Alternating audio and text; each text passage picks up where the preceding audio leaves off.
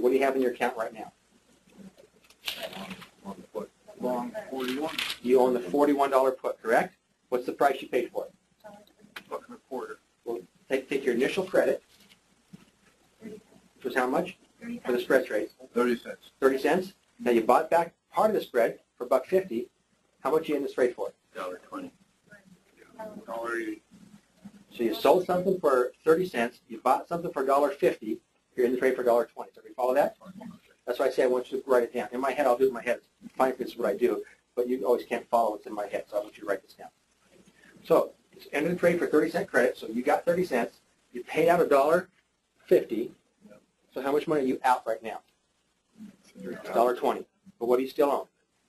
$41 put. Stock's at 41, heavy volume, correct? The stock's probably going to keep going where? Next day the stock drops to 40. 40. What's the $41 put have to be worth? Plus $1 plus time. $1 plus time, so it's probably worth at least $1.20. I'm closing it right there. Sounds kind of strange. Why would Mike close it? It doesn't make any sense. All he's doing is breaking even. I was 100% right when I entered the trade, and the market changed, and I became 100% wrong. And you still broke even. And I broke even. Remember, what's the overall trend of the stock? Up. So the news comes out now, which was bad. It dropped about 40, which was the next support level we said, correct? So it dropped to $40 support. What's the overall trend for the stock? It's an uptrend. Wow, the stock just pulled back 10%. Hey, you know, I liked the stock before. I just wasn't willing to buy it at 45. So now it's at 40. I'm an institution. I'm going to go back there and buy some stock at 40. I like 40. I haven't went for this stock for a while. The news was bad, but yeah, it was just bad short term. Long term, I think it was a great pullback, and I think it's a great long-term stock. I'm an institution. I'm going to buy long term. And I'm backing this trade at $40 a share. But you're out. And where's it go now? And you're thinking, man, I'm glad I closed out that trade. Right? Because why do you want to own a put on an uptrending stock? You don't. That's why you close it out.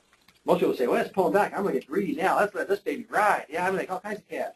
And that's where you start to lose it. Because you were 100% right, and you became 100% wrong. That turns you right back into 100% right. And if you hang on to it, you're going to be 100% wrong. Close while you're ahead. And you close it as soon as you can break even or make a slight profit, you close out the trade. And what if it doesn't get to break even? Good. Let's cover that. So what if it doesn't get to break? Let's say it pulls back to 40, correct? And you can only close the trade out for $1.15. That's how much the 41 put is going for. It's 15 cents of time value, which isn't much and it isn't fair. That's what the market makers will do on purpose to take your cash, correct? Okay, so when it gets to trade gets to 1.4, so stock drops to 40, options worth 115, and it stops dropping. Oh, I hate it when it happens, but it'll happen. Remember, you always think about all these choices.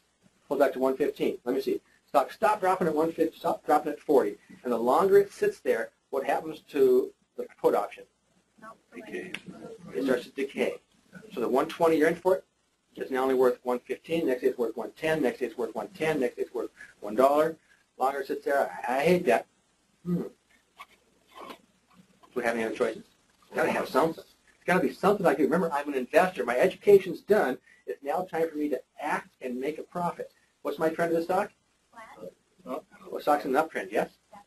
In an uptrend. Okay, stock's in an uptrend, and it's just sitting there at 40.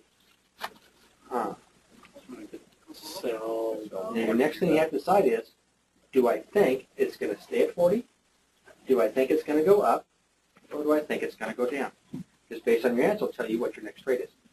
Remember, what I said was the most important part that people lose money on the trades is because they don't think about what's part two. Stock's at 40.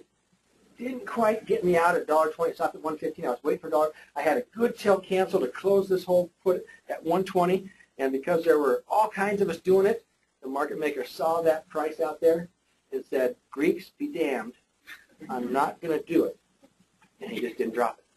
So everybody's sitting there at 120. And I dropped to 115. It's going to happen. It happens to us all the time perfecting profits. The market maker, because we have so many contracts go through with all of us, it doesn't move to our price sometimes. And now, stock sits there. What's the overall trend? Up. So it dropped to 40 and it stopped. Well, if it dropped to 40 and stopped, that tells me that's done dropping.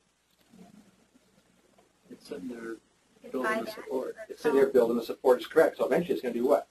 Bounce back up. Go back up. Huh. I got a couple choices now. I own the September $41 put, yes? Sell another foot. Could you go back to the exact same spread and sell the $40 put right now? Sure. Huh. Stock's at 40. I could sell the $40 put again. Stock's at 40. I could sell the September 42 put again. I still got 3 weeks left. Stock's at 40. If I sell the September 42 put again, how much will I bring in? Stock's at 40. I'm going to sell someone the right to put that stock to me at 42, which means that they could go buy it right now at 40 and put it to me immediately at 42, which they could do, yes? Yes. If they put it to me immediately at 42, I'm going to lose how much money? You see, they buy it for 40, sell it to me at 42, which means I could turn around and sell it again for 40. How much will I lose? 2 times value. So unless someone gives me that $2 right up front, there's no way I'm selling that for $42 put, which means that the $42 put has to be worth a minimum of $2.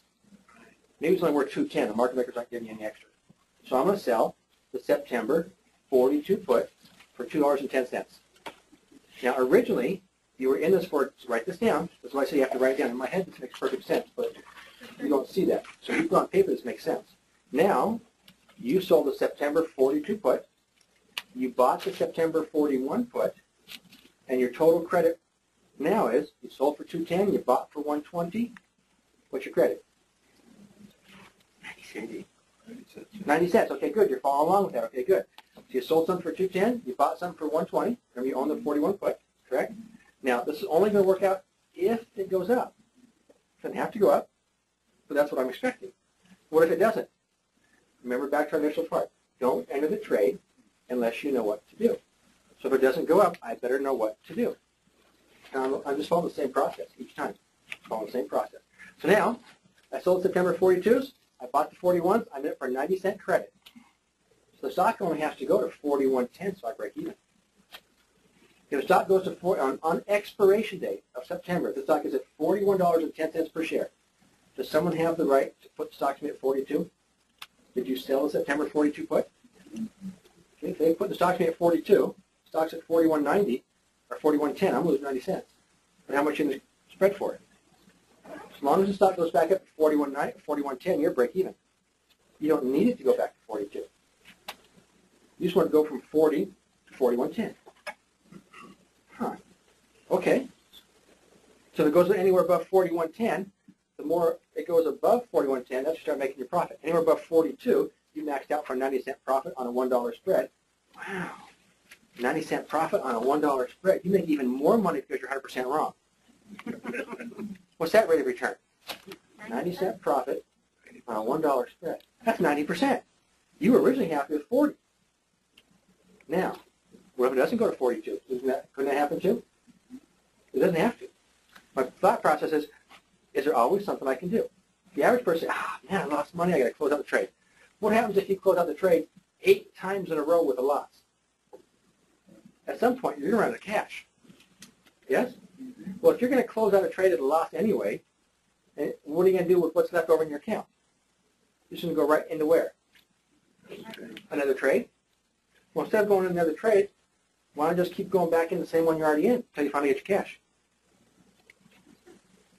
Then you haven't closed out for loss. So in your head, you haven't lost money yet. And you just keep selling time and selling time and selling time and selling time until you're eventually what?